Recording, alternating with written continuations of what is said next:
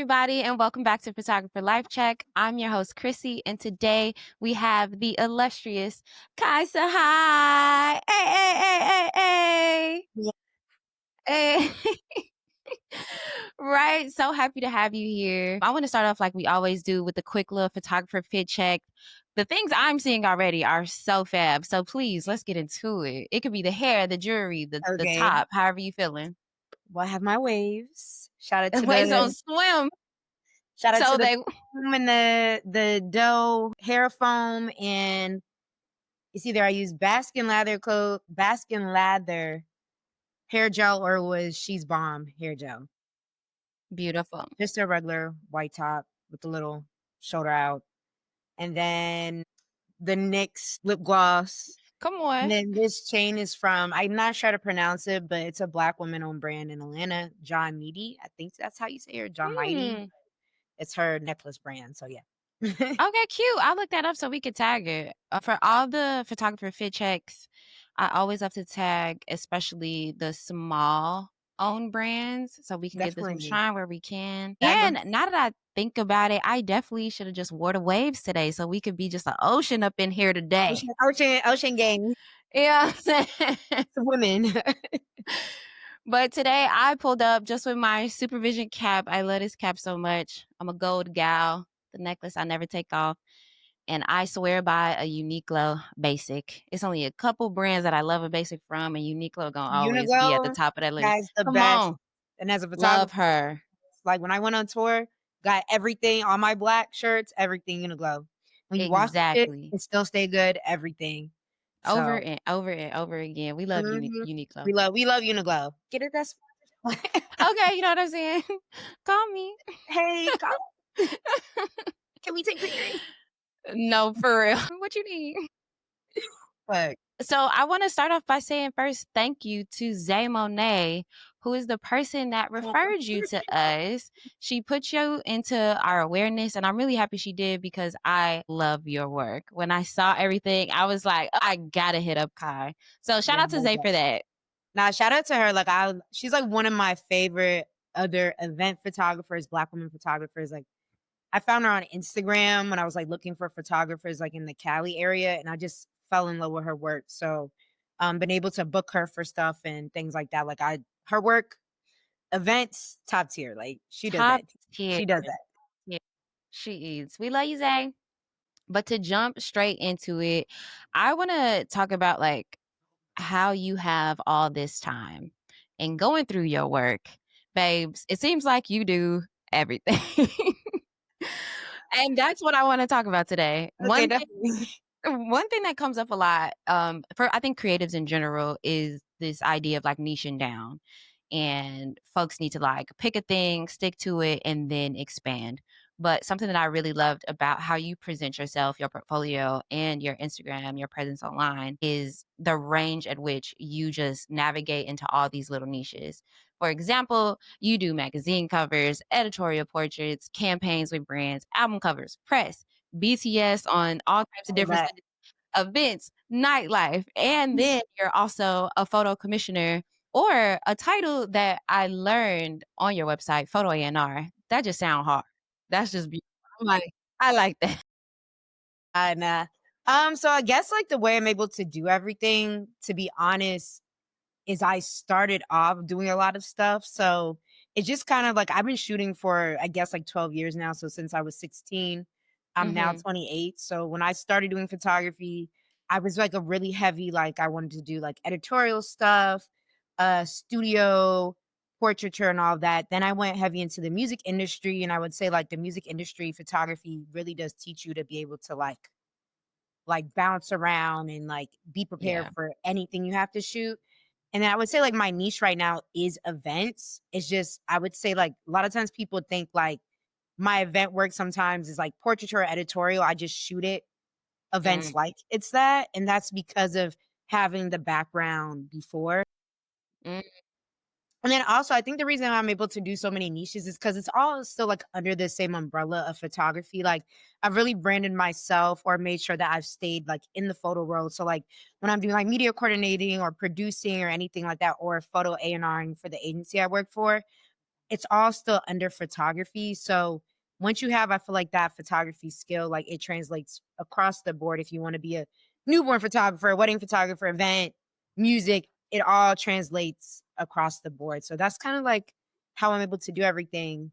And not trying to be fake, getting into my little influencer bag sometimes, you know. That's actually hard, but the photo stuff, I feel like has so many years of doing it that it's like it's like It's easy easier now. for you to, like, navigate through.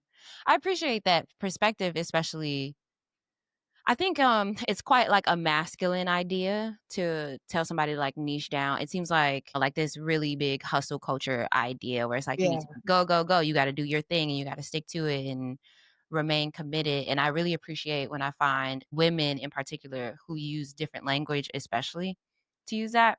So, I'm curious in terms of hustle culture and doing all the different types of jobs that you do, what's your relationship to it? I'm probably pro hustle culture. Mhm. Shout out to my Capricorn in me. Oh, true. I'm always on the go and always doing stuff. Like, and even when it does burn me out, I actually enjoy it. Um, Mhm. I don't know, it's kinda exciting to me, I guess. Like, it's like, "Okay, what's the next thing? What's the next thing?" But it's also kinda destabilizing for me too, like, it also can cause a lot of anxiety. So for me, I personally don't have a problem with it because I think I've found ways to, like, balance it out. I would say, like, one example is, like, for example, I fake live in the burbs, so my life is in New York, but I live in Jersey, and I remember when I first moved out here, I was like, "I'm gonna move to New York and move to New York." But I always Mhm. say, like, I honestly think, like, God made it a blessing for me to fake live in Jersey because it's like when I come home, it's, like, very I call it, like, very peaceful here. People say my crib feels like a neo soul music video, but it's, like, I very like that. peaceful, not a lot going on compared to, like, my life. Like, you would think that, like I know if I lived in New York, really lived in the city, I'd probably even be out every single day. I'd probably Yeah. take every single gig of every moment that I could, but I think, like, my life just balances out in ways where, you know, I don't have to, like, always hustle, even though I feel like my brain is always on it, but for me, I really have a positive headspace with it, but I do understand how, like, it can be very detrimental, especially, like, in this capitalist, like, society. So, yeah. Yeah. I saw that you're from DC, and what I know about women from DC is y'all be going hard, and based on your Definitely. portfolio, you be going hard. So hard. You be doing all the things, and I love that. I love DC women, but it's kinda interesting. Your accent sound a little like Jersey. Have you been there for a I minute? don't know, maybe because I've lived in many places, so I kind of like a I think it's Mm, called a colloquial accent where it's like mhm, people usually don't know where I'm from. They know I'm from the East Coast, but like they don't know where I'm from. I lived I moved from DC when I was like 14, 15 to Florida. And then from Florida, I was in Florida for like 3 years. Then I went straight to college in Atlanta. And then from Atlanta, made my way to New Jersey, New York area. And that's where I've been. And then also like, you know, what you're raised with at home. Like my mother's from the UK. So got mm, the British accent in there, Caribbean accent. And then the yeah, dad, he's from Virginia. He's Black American. So I have a whole bunch of mix of different places, but yeah, I can see the Jersey thing. It's probably like, you know, when you go to like a new area and you just like you just start to pick up pick the up accent. on the accent a little bit or certain slang and things like that. But you know, people always they're like, I don't know where you're from. I just know you're from the East Coast. So True. Okay, that makes sense on, like, the amalgamation of accents that's just yeah. influencing your voice. I was just surprised to hear it because 'cause I'm like, "Wait, I read that she was from DC, but it's giving a Nah. little I Caribbean don't Jersey girl, like, what's going on?" I do not have a DMV accent. I wish I did, but I don't. So Okay, for sure. Well, back to you going hard. This idea of niching down, you said throughout your creative journey, you kinda just always did it all. Did you ever feel pressure to niche down then? Like, were people ever telling you, like, in your ear, like, "You should probably just stick to this or that?" oh, definitely. I definitely have been pressured to niche down. Like I've done like you know, like them portfolio reviews of people, and they're like, you should really find a niche. You should really find like what you want to do. And I do find there's truth in that. Mhm. Cause like with me, I feel like when I finally like found and discovered my passion for like event photography, and that's like where I decided to really like focus and put my all in for real out of everything I've done. Like I was a music industry photographer while I was doing like studio stuff. But when I really like fell in love with event photography, that is when I started to see like a lot of fruition Mhm. in my work, like development in my work when it comes to getting paid, when it comes to making connections and things like that, and just happiness as being a photographer. So I'm not like anti niche, but I definitely think you should be able to, like, when you do step out your niche, be able to do anything. So I definitely have that pressure, but I'm also kind of glad that I've kind of honed it in a little bit. Yeah. That makes me so happy that you get that feeling too, because I always tell people, like, that's how you know. Like, Yeah, I that's how you I know. mean, When you figure out your niche, that's how you know. Like I know literally. I can do everything, but I'm events. Like if you need an event photographer, yo, I'm your number one girl for it. So yeah. Yeah, and we're gonna pull up your website while we talk about it a little bit. Okay, If this is your cool. first time tuning in, we always love to pull up the photographer's website who we're talking to for the day. Why We is it wanna see all beautiful? the beautiful work. There we go. Hey, So, while we're talking about all this gorgeous event photography, can you tell us a little bit about, like, your approach with events, since that's like your bread and butter, the thing you fell in love with the most. I like that you said like sometimes you just shoot them like it's an editorial in your yeah. brains since you have that. So can you tell us like what you're looking for when you're at these events, whether it's like branded like something like this or like party style? So my biggest thing about when it comes to me shooting events, and I think that's what helped me find my niche, is I look for capturing Black people specifically having fun. Mhm. A big thing with me about event photography, I kind of see as documentarian work, like historical. I want there to be photos for the next generation to see us having fun instead of like all the stuff that media tends to show. So like that's my first thing, is looking for people who are like genuinely having a good ass time. Then my approach is like to actually get photos from people. Like I'll go up to them, I'll chit chat them up, make them feel good. And being a Black woman photographer, people get really excited to see me. Um, Mhm. damn, I haven't seen those photos in a minute, but I love these photos. But like people get really excited for me to take a photo of them. Because you know, they don't see Black women photographers in the space as much. I do see them more, but I tend to be like the only one at times. And also just like gassing somebody up, like, hey, let me get a photo of you. And a lot of times people are like, what do you mean? Especially when they're like, you want a photo of me? I'm like, yeah, when I came up to you, you didn't look good. So that part. I would say another like great marketing thing is when I tend to like shoot events, I come to the event as I look like I'm a party goer. So a lot Mhm. of times people are like shocked that I'm actually shooting the event. And I always tell, like, you know, you don't always gotta wear all black. Like get fly, get cute when you shoot. Like that makes people even more intrigued. So that's part of it. And then one of my really main things is I like to get people to laugh. So a lot of times I'll either maybe throw a joke in there, or a lot of people know me for I be telling people to fake laugh. And when I tell people Mhm. to fake laugh, I get the shot I want, but it also gets the person, the muse, to actually laugh. And yeah, that's pretty much my approach. And then also too, I'm a very fast shooter. I kind of get my shot and I keep it moving. Yeah. So I'm very big on that. I'm like after I chit chat you for a little bit, I'm gonna get the shot. I gotta get to the next people. So I guess that's like kind of my approach, but just making people feel good and making them laugh. So yeah. That's what it feels like. It feels like you're just right inside of the moment, like not wasting no time. It feels a little fast paced, but like in a really good way. Yeah, and And it sometimes a lot does. of times it's staged as well, though. Like I said, that fake laugh, yo, you stage someone to fake laugh. Fake laughing feels weird, but it actually gets people going. So yeah. Yeah, I feel like it makes you laugh because you feel so silly doing Silly, it. yeah. And then people are like, Right. "Am I gonna look crazy?" I'm like, Trust me, you're not. You're probably gonna look Right, like more sexy being like just staring at me in the camera, not knowing how to pose, than you just fake laughing with your friends. So yeah. no, for real. And that kinda sounds like a way that you've used your psychology degree. Yeah, Can you girl. tell us about how you did that? Were you, like, always intending to be in this creative field, or was that just, like, I another think I quick. was always meant to be a creative just because I had a mother who was a creative herself. So she was like a graphic designer, layout person in the 90s. So she had kind of like taught me to be creative, and also it's just in my genetics, I guess. And I got into psychology. I got my psychology degree at Spelman because I wanted to be a therapist, or I wanted to explore industrial organizational psychology. And I loved it. I loved psychology, but when I graduated, I just kinda went full-fledged with the photography and never looked back. Mm, And as I do get more into my career, I do see, like, how I'm using the psychology degree to, I guess, network and get the photo that I want out of muses, so, yeah.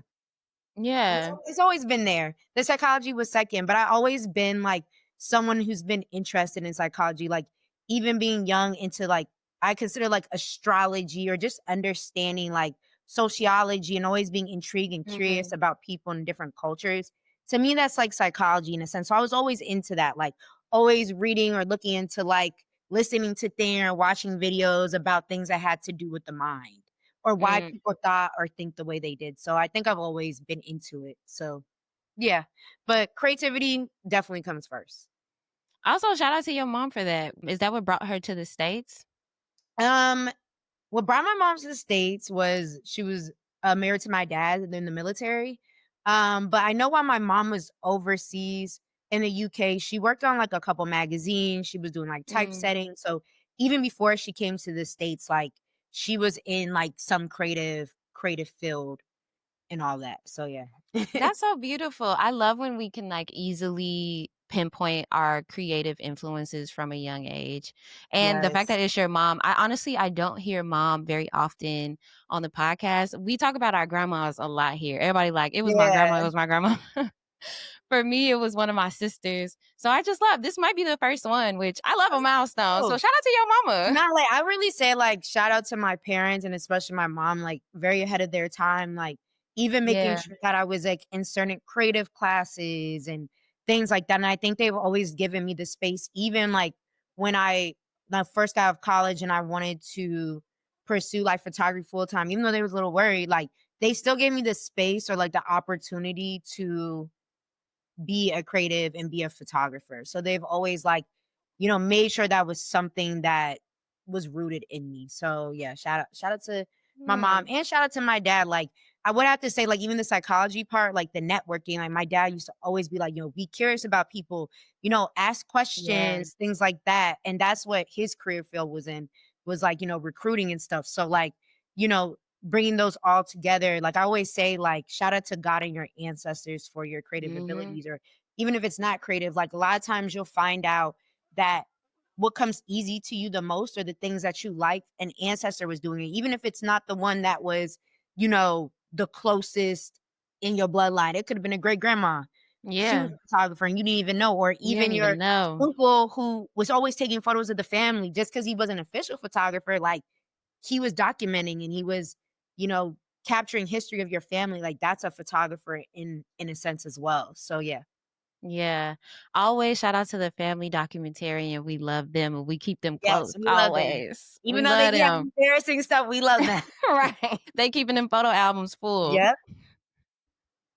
Okay, back to niching down real quick because opening back up to your website, I want to know if you have any like tips or advice for people who are like you, who are like, I want to do all these different things because I like to do all these different things. Do you have any advice on the best way to approach your portfolio? For example, are you the type of person that believes in like the private pages are the best? Do you just put it all out there? What do you think might work the best for folks? To like put your work out there, you're saying? Like, Mhm. I would say the best way to put your work out there is just put it out. Like, I think why event photography became like more therapeutic for me was because I kind of suffer sometimes from perfectionism. Mm. And when I was in the studio space and doing like editorial type things, I was always like nitpicking my work and comparing it. And when I got into events, because it's like more documentarian style and like whatever you capture is what was happening. You can't really Mhm. fix it, change it, all of that. It just forced me to be like, you just gotta put your work out there. There was so much work that I did in the portrait studio space that I never put out because I didn't like it, which is crazy for me to even be saying this to this day. So yeah, just Yeah. putting your work out there, networking, having a website. I'm definitely big, like have your own website because God forbid something happens to like Instagram or any of these platforms. At least there's like a space where people can still come and find your work. I would say definitely use these social media platforms. Instagram is my biggest client flow. Like that's where I get my clients the most. Um, other than word of mouth. But yeah, definitely put it out there and don't be so pressed about how perfect it is. Do I think you should make sure that your work is quality and you should make sure that it looks good? Yes. And maybe get some opinions because it can be, constructive criticism can be well, but overall, just put it out there. And also, another thing I think that helped elevate my career was I kinda stopped hoarding my photos. I find that a lot of photographers, they'll take photo content and they never share the work.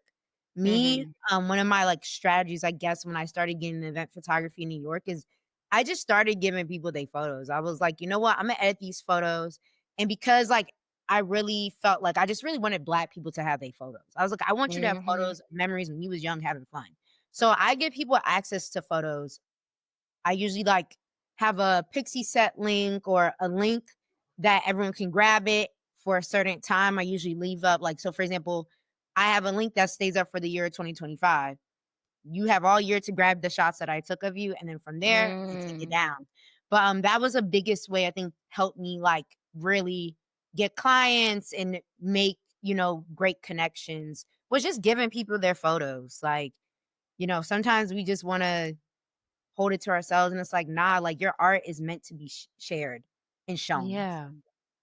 I love the year-round pixie set idea, especially considering the event space where it's like, if you went to this event, you didn't get that email from the person or you don't see your picture on their Instagram when they Yeah. post it or something like that, being able to connect directly with the photographer, I think speaks to that language that you're talking about where it's like, especially when we're talking about the event space, this is documented history. There's Yeah, not gonna be this same day ever again. It ever don't again. matter if it was Black Market Flea, yes, it happens monthly, but were you at Yeah, the but this one. specific day, it's not Right. happening. Yeah. Yeah, And and I also really too, appreciate like, that. I find with, like, event photographers, like, I really want for people to also see it as an art. It is an art form. A lot Definitely. of times it's like not to say it's disposable, but we're a service. Like event photography is really a service. Like someone needs their event shot to prove that this event happened or to market that their product or whatever, market whoever's at the event to get more traction whenever they need. But like these photos are literally going to be what you look back at when you're maybe 50 years old and like, yo, I remember, like when your dad and mom or family members is showing you photos from back in the day, they're like, you remember me, I remember this time and day. Yeah. Like I aspire for, like, my work to be that, like, I want it to be where it's like, "Yo," I want it to be in your house, like, I don't want it just to be, like Yeah. I want it to be in your house, like, I want you to maybe go ahead and print out the photo, things like that, like, I just want you to cherish it, I want you to feel good, like, this photo is what made me feel good, so yeah. And you know what? We haven't talked about this with another event photographer on the podcast yet, but it's so true that people treat event photography like it isn't an art. When if we look at some of the most historical images, they are largely at parties, at events. They're event photos, or it was Okay, a you know what I'm picture or a saying? portrait of someone at an event. Yeah, or a meetup, like, even if it was, like, politically centered, it's like people gathering is the heart of, like, documentary culture And and also being an photography. event photographer, it takes a lot of energy out of you too, like, you have to Gosh. You know, I also say this tells you, like I'm not gonna say this determines who's a good event photographer or not, but, like, Mhm. you're literally interacting, like, some parties will have 1,000 people, some will have 3,000, some will have you're shooting a festival, like, you have to interact with people, like, that is a extreme skill in its sense, like, in itself, Mhm. like, a lot of people, especially in this day and age, don't know how to socially interact. So Man, the pandemic did a number on us.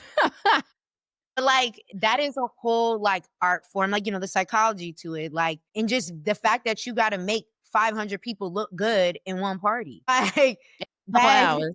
yeah, like, or make sure that you capture the shot where they not looking crazy. So, yeah, it's an art to it. It's more documentary style, but it's definitely an art. It's just more, like, on the documentary style of it. So, yeah. Yeah. I appreciate your approach a lot, and considering how you said already at the beginning, your website ain't updated, we gonna pull up the Instagram so folks can see the most Okay, updated work. cool. And while we do that, I would love for you to talk about your use of film. Some Okay. of these images at the event, are you using your film photography? How are you managing that in low light settings? What are some tips like the girls can be using to make sure they come out with pristine, crisp, beautiful images? Okay. So when it comes to like my film photography work, honestly, that is a point and shoot camera. It's about finding a Yeah. good point and shoot camera and sticking with it.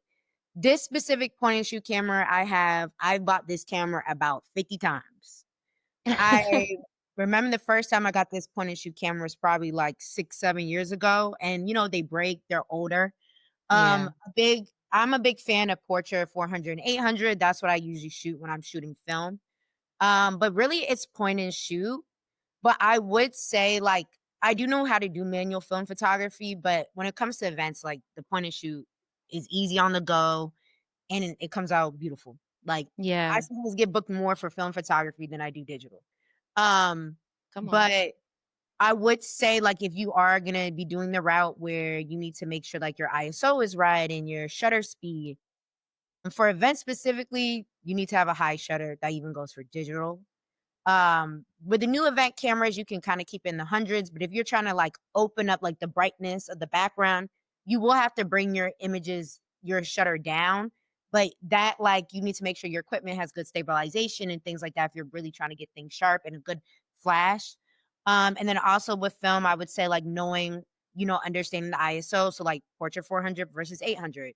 If you're a photographer, 800 is gonna brighten up. 800 you should use for dark spaces. 800 you may get a little bit more grain, but one thing I've noticed is like it depends on the camera you got. Depending on the Mhm. camera, the film camera, I've used a film camera, used the same roll, and the color came out differently. It came out grainier, which made me go back to my handy dandy point and shoot that I always use.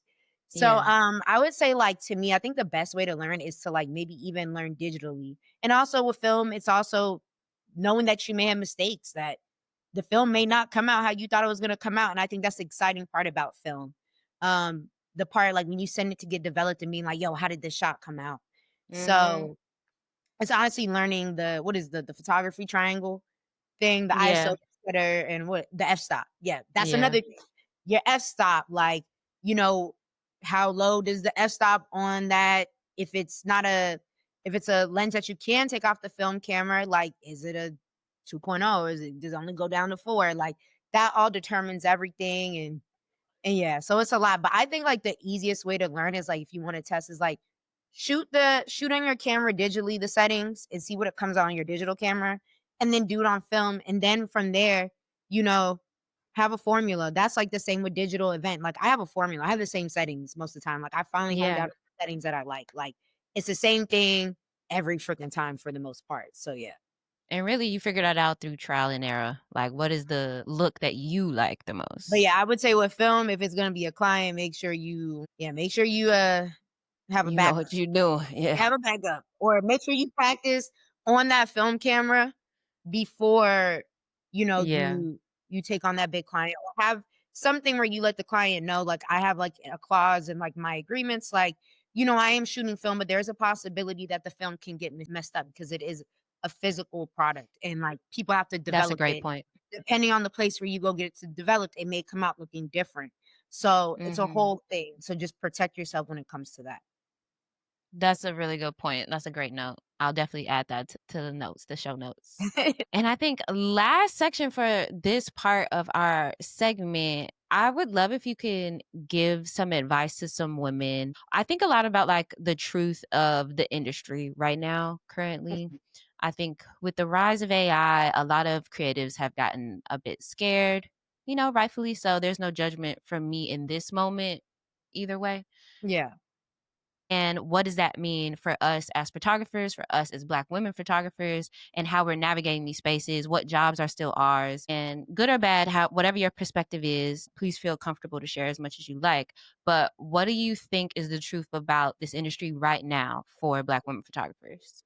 Like, in the more, like, the AI space, or, like, just in general? I'm thinking more AI space, but I'm okay with like a general response also. All right, so I definitely can get into the AI topic because I like to speak about this. So I would say with AI, I am now in the neutral space of it. Before I was actually more pro. And the reason why I'm pro is because I like the efficiency that AI brings. Mhm. Also, too, I find that like I think there's like a lot of propaganda against AI where it's like freaking us out because now we're seeing how it can like take over art and music. And Yeah. I personally don't believe in it all the way in the creative space. But I'm also like, this is what our grandma and grandparents was complaining about certain technologies that we're using When the today. computer dropped. Yeah, like they was like, what the like so to me, I kind of feel like I can't get I don't know, that's kinda like how I see it, like, we're freaking out too much, but I Mhm. do think we do need to be wary of it or you need to get with the program. Yeah. So, learn AI. Instead of being scared of it, it's here. It's not going anywhere. So, AI's been here, but I guess for me, I just kinda have, like, just the faith in, like, human creativity and the creation of like, what humans make that I don't think it can really ever be replicated. It Yeah. can, but, like, I don't know, it doesn't really scare me. Like and I don't know if that's because 'cause I'm in events and you can't really AI events, Mhm. but it doesn't really scare me, and I also think, like, maybe we could see it if we want to see it in a positive light, maybe we can see it, like, with the rise of AI, I think people are gonna want to be have more real world things happening, and with that being said, it may actually cause people to start going outside, to actually start networking with your neighbor, or actually start Yeah. creating actual community outside of the internet and social media. So this may be the push to get us back to, back to interacting with each other in real life.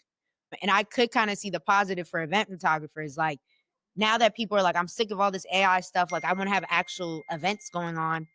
There may be actually a opportunity for photographers to thrive in that space. But I don't know, like I sometimes use AI when it comes to, for example, like Lightroom, Mhm. copy and paste in the same edit. I need to fix a girl's eye who is low like this from the event. Um, Mhm. I feel like certain editing, like if you want an acne bump taken away, like I don't know. I can see the pros and the cons, but I'm definitely like in the neutral. Like I said, I was originally pro, but then I started getting like, this is getting a little weird. And the way it's like, environmental racism is getting involved with it as well. Like how they're, there's a lot of stuff going on. So I just think there needs to be more regulation on it and especially more regulation in the creative space for it. So yeah. Yeah. It's good to hear your perspective also, especially as an event photographer, because that's what I was thinking about too, where I'm like, how can it even like change up this specific part of the photography industry? And I can't see it. The closest thing would be like the photo booths that got really popular after a while, Yeah. but that's still only one part of the event. So in a lot of Yeah. ways, I still see a lot of safety. There's a lot of safety, but and I guess another concern would be the biggest concern for me is how Hmm. AI is being used like in Black communities or how AI is taking Black imagery. It's just going back to controlling our narrative. Like I'm really big on Black Yeah. photographers capturing Black content, Black people, Black events, Black everything. Like I always feel like if you're gonna have an event that's centered around Black people, Black artists, like you should have Black people capturing us. Yeah. And so I guess that is kinda like what kinda also worries me with AI. It's just like the controlling of our own stories and knowing how media has warped Black stories or the Black image or the Black body. That would also be another concern for me, or how AI is gonna be accessible to everybody. Like, is it only gonna be accessible to a certain group of people? Like, how is this accessibility and how it's going to affect my and your community. So yeah, that Yeah. would be another reason I'm like, I don't Yeah. know. Yeah, So I we'll feel like see. that's well, I mean, that's kind of like where I'm at, where I see some Like, I'm pros and not some like cons. anti it, like, because I'm using it. Like, Yeah. I it's actually helped my life, but in the Yeah. creative sense, like, yeah, like, I don't know. I don't know. I'm big on I don't want Black people to get left behind because Yes. that's I think one of the biggest parts of the failures where it's like 5 years from now, if it takes that long, all of these other jobs have been created and now there's a big group of people that don't have the skill because they didn't take the time to develop it while it was in beta mode. Or like being concerned about like, because we're left behind and it's taking how we speak, how we take pictures, how we draw. how just the way And it's white going back to the narrative thing where it's like, now you've created this, like, carbon copy of a Black aesthetic, a Black culture, yeah, and it's like and we're not even in control of it. So that's like my biggest yeah. concern for real. If it's gonna go that way, then stop the shit right now. That's Yeah, kind yeah, of like yeah. I think there Yeah. should be regulations, but then it gets into the conversation like, do we want the government regulating shit like this? Like 'Cause at the it's same time, can't trust them. Spies you yeah, could throw 'em, and it's you a whole can't. thing. But I mean, I just feel like it's another of when the internet came, or when the first car was made, or when the airplane was made. Niggas was Absolutely. probably like, "What the fuck? It's about to be a rapture." Like, Yeah. I don't know. Like, we've been watching movies that have been using AI for God knows long. So it's like Tens and tens of freaking out years. because it's becoming. Y'all are freaking out because it's becoming accessible, and Mhm. now I feel like this is me getting on my little superstitious shit. So Come on, now we finna put the tinfoil hats on, let's okay, go. well, now that they see that people don't like the accessibility of it, they're gonna be like, "Okay, right, now we're gonna go back to regulating it." Mhm. And what does that mean? And what does that do? And then who has the power to do XYZ? Yeah, I Or completely maybe we want it in resonate. the hands of the people, so I don't know. Anyways, yeah, I resonate, I resonate. I yeah, appreciate you also just offering your perspective on that. I think it's important to be talking about this yeah. in I was public, definitely like pro it though at first. Like, I was very pro. Now I'm in the neutral. I'm still, like, fake pro it, like, but I yeah. also be careful of me being pro because people be like I think it's like the spectrum when you're doing a survey where it's like, strongly disagree, yeah. disagree, neutral, agree, strongly agree. It's like, But I'm I somewhere see in a lot of between benefit, agree. and, like, I really do. Like, I just feel like a lot of stuff has been AI. Like, everything's Yeah. like, I don't know what y'all are I get why y'all freaking out, but it's like, you just wasn't paying attention. We been in AI world. Like, I don't know. Yeah. I think it's just because it developed so quickly Yeah, and we're seeing it in real time. Before it just wasn't accessible. That's what it is. yeah. Yeah. So, hey, we're here. Look, Okay. it's probably recording what we saying right now. Right. Literally. It's like, okay, let me get this information. It's taking it all in. Like, Literally. next, we're gonna see ads about anti AI, pro AI. So, yeah. On our phones right after this interview. Yeah. But back to the last thing I wanted to bring up was about this photo A&R position. You mentioned the agency you work for. Can you tell us a little bit about that? And did you come up with the title? Because I really like this title. All right, so I work for Collective Gallery. It's an agency and label based in Atlanta. It was started by Cam Kirk. So a lot of people know about me. I was part of like the original like Cam Kirk squad, Cam Kirk studio Mhm. squad. Shout out to Um, Cam Kirk. Yep, shout out to him. And so basically I work as like I would say like a project manager, photo A&R, photo commissioner. I help vet and scout photographers for the agency when they need them for projects. And because it was a label and still is technically a label, the best way to name it was photo A&R. So Nice. and I came to him with the position or the role because I was like, yo, I know a lot of photographers from everywhere, internationally, everything. Like, I really want to help other photographers get opportunity the same way he's provided opportunities for photographers who are in my circle as well. So yeah, that's kind of like the gist of it because it's a label for photographers, like the first ever labeled for photographers where we sign photographers like basically like music artists. But we are now more like in the agency working space of it where, we have more like clients and we do more like agency work, like working with like brands to get social media content or editorial, all of that, events, everything across Nice. the board. Yep. Love it. Beautiful. Well, this feels like a good place to take a break, so we'll be right back and get into the next segments. This episode is brought to you by Art House, the first Black-owned film lab in the city of Los Angeles. Art House specializes in C41, black and white, E6, and ECN2 processing for 35mm and medium format film, using a custom-built cinema scanner to deliver stunning movie quality stills. Pick up or drop off a roll at their new location in Chinatown and check them out at arthousefilmlab.com or at arthousefilmlab on IG. And tell them we sent you. And we're back. So our next segment is our favorite. It's called the PLC playlist. I need you to put us on Hey. to a song that you playing right now that we could play on set, and we're gonna put it on our playlist. Okay, so I'm always listening to music. I'm about to pull up the song right now because it's a new artist. Perfect. I seen like his video like on TikTok. It's the EJ Jones. He's like a high-end, but he, like, has, like, a very soulful voice. I would say, like, the Gas Station Love, but I like his other song called Too Good because 'cause Too I'm a simp. good. So, Too Good by EJ Jones. I'm dead. It's like some old shit, but it's like, no, he's a YN and, like, you would never think his voice would have sounded like this. But I also was talking with my barber the other day. I was like, "You know what? If the men who had his voice back in the day, like in the 1920s, were like used to transfer them to time in the future, they would look just like him. They just had this voice." So I love it. Oh, I hope he blows up. that's so cute. Wait, why you say you a simp? You a Pisces? I'm a Pisces moon. I'm a Mm. Cancer rising, See, that's what I was but gonna say next. A Cancer or a Pisces? Cancer rising. No, I'm a Capricorn though, but I love like sad music. Like I love like No, music that true. gets you in your feelings. I'm a R&B, neo soul, anything that's like I even like the sad like rock music. Like I like sad music. Yeah. I don't know. I just like it. It's always been like that for me. I got hella playlists in that genre too. So Cute. Okay, cool. I'm this isn't adding it. sad though. It's R&B. So Right. We know the vibe. R&B. It's a little slow. It's okay. Okay, so my addition to the PSD playlist this week is by Monaleo, Sexy Soulaan.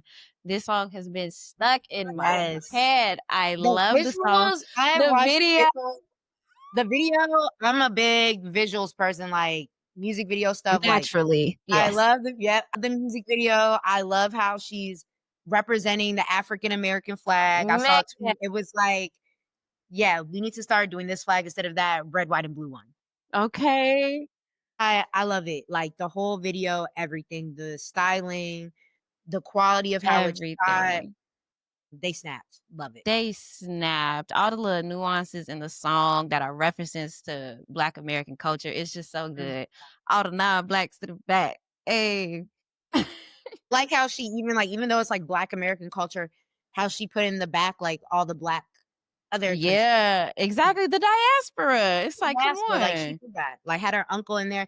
And one thing I love about her, she's always like referencing like black spirituality in her videos and Yeah, things like that. Like I love it. Like she got it.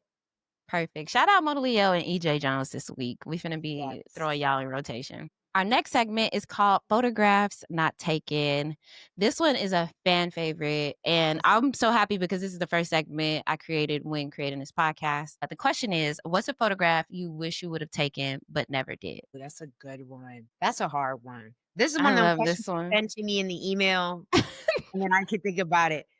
A photograph that I wish I would have taken. Just for some context. Okay. This one, I love this. I think honestly, this feeling is in part what made me want to start the podcast. I Yeah. see images with my eyes all day long. And sometimes I just don't have my camera on me or I miss it. I try to take it, whatever. And they just stick in my head. I see them vividly Yes, I and do they that just too. never Yeah. go away. You know what I'm saying? And so through that, I've just always asked people this question in different ways because I want to know the images that live in your head.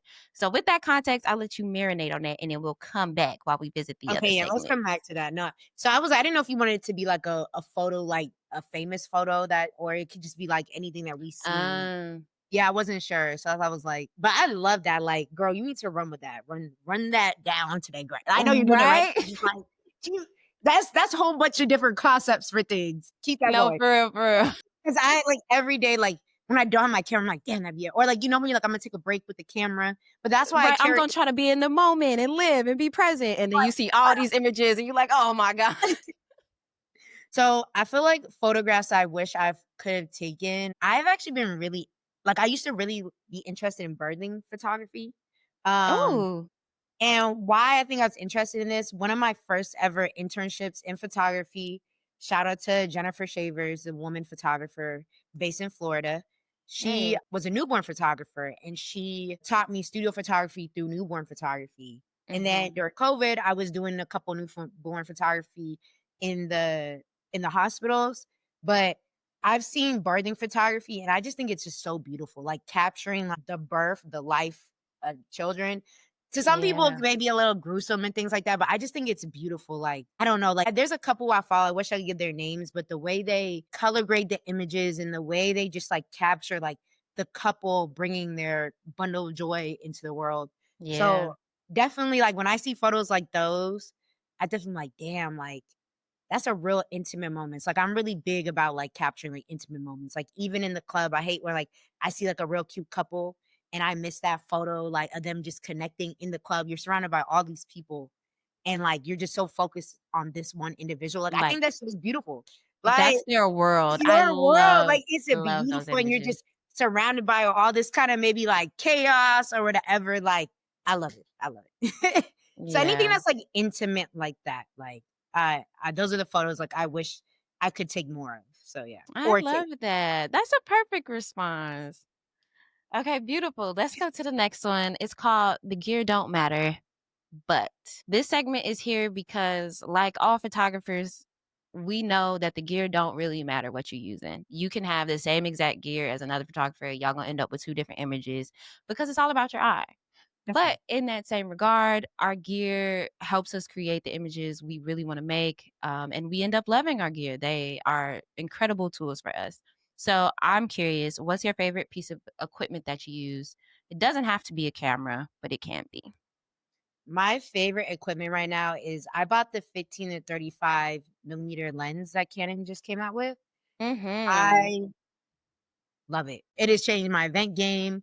It captures I'm a wide shot photographer. I love capturing like wide shots. Like one of my favorite things when it comes to event photography, I love like capturing like everything that's happening in the scene. So going back to like if it's a couple kissing in the corner and then the Yeah. subject's in the middle, but then you see somebody's twerking on the other side. Like I actually love to keep that in photos.